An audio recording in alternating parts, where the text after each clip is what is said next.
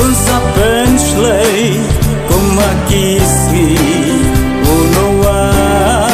lada ublei on sa thano kum sodomba gomora yakari bai chongi dan don mo ki banladem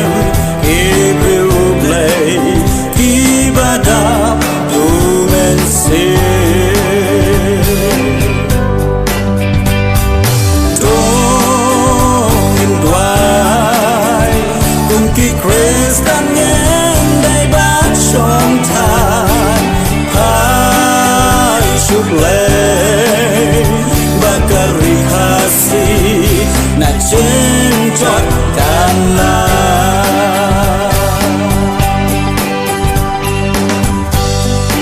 abanga pe tu jing kermen shisha kansha banga pai kasi bai chongi jing sebelanan pet ngai dan jing pen yam jing ban ben ki jing snew ki bashir kai ki ne baro dei bangi ngai duble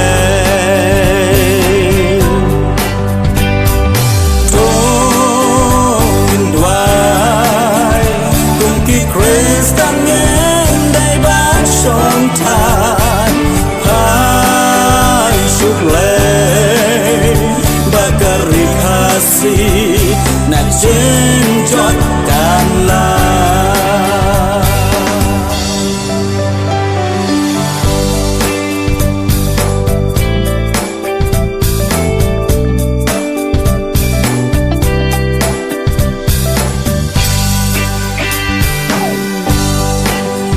Ashisha ladang ilong kum kanong ba ini be ki briubasnyo ching mahampu play ki bakloiro ban mane lada ki briu kari kasi kin ben rep yalade ki jing sni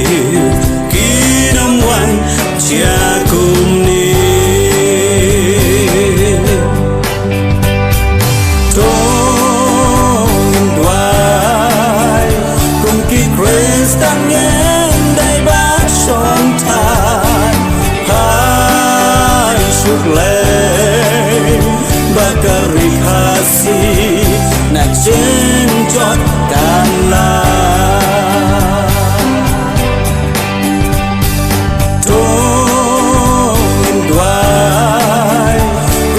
Kristan ngen dai bat song than